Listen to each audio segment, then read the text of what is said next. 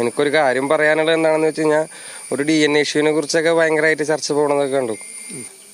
ഈ പാരമ്പര്യമായിട്ട് വിദ്യാഭ്യാസം നിഷേധിക്കപ്പെട്ടൊരു സമൂഹത്തിൻ്റെ ഇടയിൽ അപ്പോൾ ഈ പഠനം, വിദ്യാഭ്യാസം എന്ന് പറയുന്ന കാര്യങ്ങൾ അവരുടെ പൊതുജീവിത ശൈലിക്കകത്തില്ലാത്തൊരു കാര്യമാണ്. അതിൻ്റെ ബുദ്ധിമുട്ടുകൾ ഇപ്പോഴും ഇവിടെ പിള്ളേർ അനുഭവിക്കുന്നുണ്ട് എന്നുള്ളതാണ് അതിൻ്റെ സാധനമേ.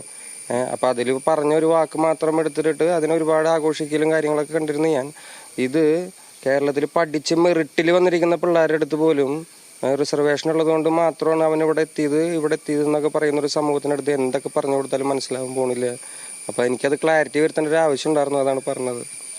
അതിൽ DNA വിഷയത്തിൽ തന്നെ പ്രധാനമായിട്ടും പറയുന്നത്, പഠിച്ചു വളരെ ഉയരങ്ങളിൽ പല ആളുകളും എത്തുന്നുണ്ട്, അതുകൊണ്ട് നമ്മുടെ നാട്ടിലൊരു ജാതീയമായ വേർതിരിവില്ല എന്നാണ് പറയുന്നത്. അങ്ങനെയാണോ? ഇവിടെ റിസർവേഷൻ ഉപയോഗിച്ച് പഠിച്ചു വരുന്ന പിള്ളേരുടെ അടുത്ത് പറയുന്നത് റിസർവേഷൻ ഉള്ളതുകൊണ്ട് മാത്രമാണ് ഇവരുടെ എത്തിപ്പെട്ടതെന്നാണ്. അത് തന്നെ വലിയ ജാതീയത, വലിയൊരു സാധനമാണ് അത്. അപ്പം അതങ്ങനെയാണോ എന്ന് ചോദിച്ചു കഴിഞ്ഞാൽ അതങ്ങനെയല്ല. ഇതിപ്പോൾ എങ്ങനെയാണ് ഈ സമൂഹത്തിനോട് എങ്ങനെയാണ് ഇപ്പോൾ പറഞ്ഞ് മനസ്സിലാക്കിക്കൊണ്ട് റിസർവേഷൻ്റെ മൂല്യവും അത് എന്തളവിലാണ് വിതരണം ചെയ്യപ്പെടുന്നത് എന്നുള്ള കാര്യമൊന്നും ഇവിടുത്തെ പൊതുജനങ്ങൾക്ക് അവരുടെ അറിവില്ലായ്മയ്ക്ക് എത്താതെ ഇത് വെച്ചിരിക്കുകയാണ്. അപ്പം അങ്ങനത്തെ ഒരു സമൂഹത്തിനോട് ഇതെങ്ങനെയാണ് പറഞ്ഞ് മനസ്സിലാക്കി കൊടുക്കാൻ പറ്റുക നമുക്ക്?